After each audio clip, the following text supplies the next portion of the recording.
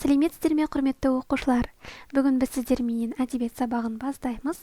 Бүгінгі біздің өтетін жаңа тақырыбымыз Сүйінбай мен Қатағанның айтысы. Оқу мақсаты: әдеби шығарма сюжетінің құрамдас бөлшектерін талдау. Бағалау критерийлері: әдеби шығарма сюжетінің құрамдас бөлшектерін талдайды, әдеби шығармаға сюжеттік талдау жасайды. Шығарма сюжетінің құрамдас бөлшектерін талдай отырып, ұлттық құндылығын талдайды. Балалар, біз қазір сіздерменен Сүйінбай мен Қатағанның айтысы қалай өткендігі туралы есімізге түсіру және де өткен сабаққа шолу мақсатында мынандай қысқаша бейне материалды бірге тамашалайық.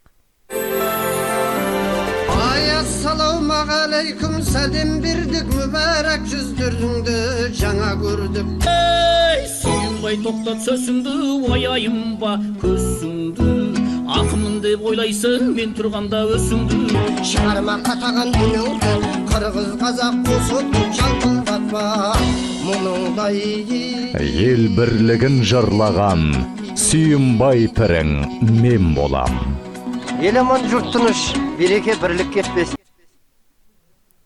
Жақсы балалар, Сүйінбай мен Қатағанның айтысы туралы енді зерттеушілік тапсырмаларға көшейік. Төменде берілген сұрақтарға айтыстан дәлел келтіре отырып жауап береміз. Бірінші сұрақ: айтыс қай жерде өтеді? Сүйінбай ақын сөзінің басын қалай бастайды? Айтыстан Сүйінбай батыр қазақ батырларын мақтаныш еткен тұстарды табыңыз. Сүйінбай ақын қырғыз ақыны Қатағанды қалай жеңеді? Жантай батыр Қатаған ақынға қандай себеппенен ашуланады? Сүйінбай айтыста қандай ұлттық құндылықты сөзіне тиек етеді?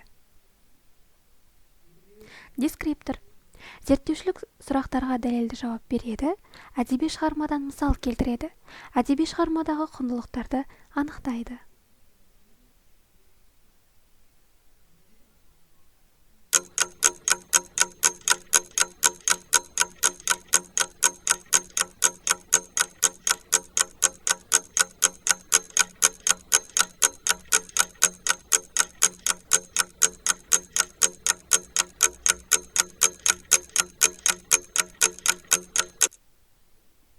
Жақсы балалар, енді келесі тапсырмамызға кезек берейік.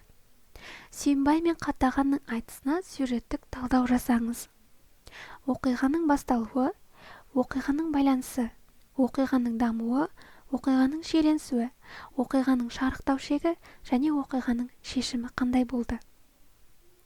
Дескриптор: әдеби шығармаға композициялық талдау жасайды, сюжеттік талдаудың құрылымын сақтайды.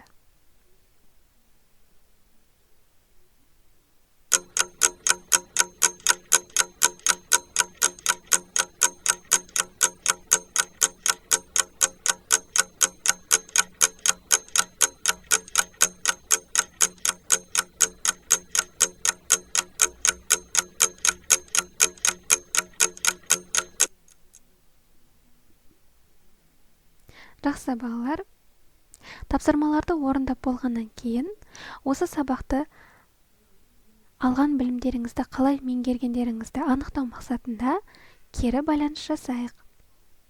Бүгінгі сабақта көзіңізбенен не көрдіңіз, құлағыңызбенен не естідіңіз, жүрекпенен не сездіңіз? Сұрақтарға ойымызды жинақтай отырып, қысқаша түрде жауап береміз.